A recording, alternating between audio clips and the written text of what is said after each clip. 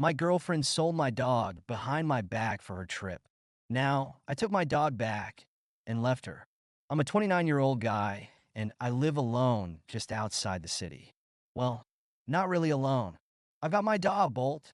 He's a 3-year-old golden retriever. And honestly, the best part of my day is coming home to him. I've had him since he was a puppy, and he's like family to me.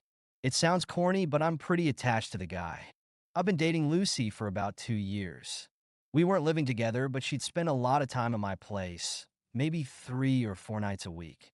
Things have been good between us, at least at the start.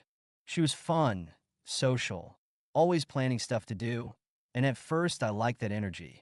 But over time, something shifted, and it started to feel like she wasn't really content with what we had. She kept pushing for more and more trips, more spending, more of everything, really. Now, I'm not exactly rolling in cash, but I do all right. I've got a decent job, a small house, and I live comfortably. But Lucy's lifestyle was different. She was always talking about vacations, trips to Cabo, Miami, Europe. Her Instagram was full of friends posting pics from fancy places, and I could tell it was getting to her. She complained about her job, about not having enough money to go anywhere, and she'd drop hints about how we could afford it if we just planned better. By we, she meant me. The first big red flag I should have seen came a few months ago. Out of nowhere, Lucy suggested I sell my car, an old but reliable Toyota. She wasn't subtle about it either. Babe, why don't you sell that junker and get something nicer? You deserve it, she said while scrolling through her phone one evening. Plus, it'd give you extra cash for stuff like trips. At first, I thought she was joking, but she wasn't. She kept bringing it up, talking about how it was embarrassing to be seen in such an old car, how a new car would reflect my success better. I just shrugged it off and told her I wasn't interested in spending money on a new car, especially not to impress people. I could see she was annoyed by that, but whatever. I didn't think much of it. Fast forward a couple of weeks. She starts talking about a trip her friends were planning to Cancun. She was practically buzzing with excitement. The problem? She didn't have the money to go. Again, she hinted. No, actually, she outright asked if I could help her pay for it. Come on, it's just a little help. You don't spend money on anything fun, so what's the harm? She said with a smirk, half serious, half joking, but mostly serious. I laughed it off, thinking she wasn't really expecting me to drop a couple of grand on our vacation. I mean, we're dating, but it's not like we were married or even living together. I wasn't about to bankroll her and her friend's girl's trip. The way I saw it, if she really wanted to go, she'd figure it out. That's how adults deal with things, right? Anyway, I figured that was the end of it. I was wrong. One night I came home after a long day at work, expecting the usual, Bolt greeting me at the door, tail wagging, happy as always. But this time, no Bolt. It was weird because he's always there right at the door. I called out for him, but nothing. I started looking around the house, and that's when I noticed his leash and collar were gone. My heart started pounding. Panic set in. I called Lucy, no answer. I called again, straight to voicemail. At this point, I was freaking out. I dialed her number probably 5 or 6 more times until finally she picked up. She sounded casual, almost bored. Hey, what's up? She said like everything was totally normal. Where's Bolt? I asked, my voice shaky. He's not here. Oh yeah? I took him to a friend's place. She said it was no big deal. He's fine. I didn't even understand what she was saying. What do you mean you took him to a friend's place? Who? Why? She sighed like I was the one being unreasonable. I found someone who's interested in buying him.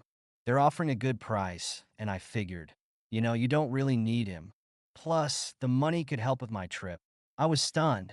It took me a second to even process what she was saying. You did what? She said it like it was no big deal. Like she decided to sell an old piece of furniture or something. Look, he's just a dog, babe, and you can always get another one later. It's not like he's a child or anything. Plus, you don't even have time to take care of him properly. I couldn't believe what I was hearing. You try to sell my dog? She acted like I was the one overreacting. Come on, don't be so dramatic. I thought you'd be happy. I'm helping you out. This way, you don't have to worry about taking care of him while you're working, and I get to go on the trip. It's a win-win. At this point, I was seeing red. Where the hell is he, Lucy? I demanded. She huffed, clearly annoyed. Relax, he's still with me. I haven't finalized anything yet, but they're coming tomorrow to pick him up. I hung up the phone. I couldn't even talk to her anymore. I drove straight to her place, not even sure what I was going to do when I got there. My mind was racing. Was Bolt okay? Was she really planning on selling him? When I got to her apartment, I banged on the door until she opened it. She looked annoyed, like I was interrupting her night. What the hell, Lucy? Where is he? I asked, pushing past her into the apartment. She rolled her eyes. God, you're being ridiculous. He's fine. I started searching the apartment, going from room to room.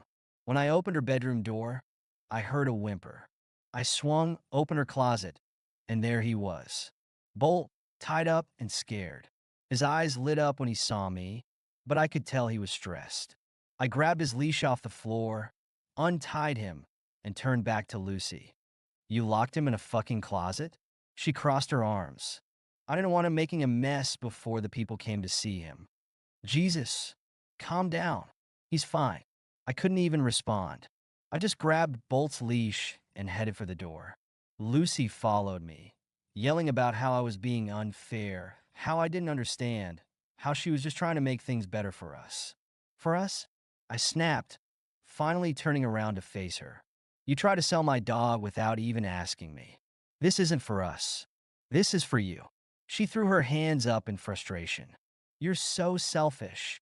You never want to do anything fun. You just want to sit at home with your dog and do nothing. You don't care about my dreams, about what I want. I'm trying to make a life for us, and all you care about is that stupid dog. I didn't even have words. I just walked out, Bolt at my side, her voice still ringing in my ears as I slammed the door behind me. That was it for me. I was done. No more excuses. No more trying to see your side of things. She was willing to sell my dog, my best friend, just to fund some vacation. Who does that? The next day, she texted me a long apology. Said she didn't mean to hurt me, that she was just stressed about money, and that she thought this would be a good way for us to move forward together. She even had the audacity to say she was doing it for us. Like selling Bolt behind my back was some kind of favor to me. I didn't respond. I blocked her number, her social media, everything. Changed the locks on my house, and made sure Bolt's microchip info was updated with all my contact details. I wasn't taking any chances. It's been a week since then, and honestly, I feel more relieved than anything. I didn't realize how much stress she'd been causing me with all her entitlement and constant need for more and more and more. Looking back, there were so many little red flags I ignored because I thought that was just how relationships were. But when someone crosses a line like that, trying to sell your dog without telling you, there's no coming back from that. So yeah, I broke up with her. And I kept the dog. Bolt is fine now. He's curled up next to me as I'm typing this, looking at me like he's just glad I'm not leaving him in a closet again. We're good. Life's a lot quieter without Lucy around, and I'm okay with that. Better quiet than dealing with someone who thinks it's okay to treat people and dogs like they're disposable. If you've made it this far, thanks for sticking around. And I guess the moral of the story is this. If someone's willing to mess with the things or people you care about just to get what they want, they're not worth your time. Sometimes the quiet life with a dog at your side is all you really need. Bolt and I are doing just fine. For anyone wondering, he's healthy, happy, and we're back to our normal routine. No more drama, no more manipulation. Just me, my dog, and a whole lot of peace.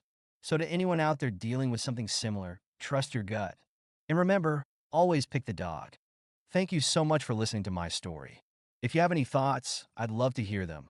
So please leave a comment. Don't forget to like and subscribe if you want more stories like this one.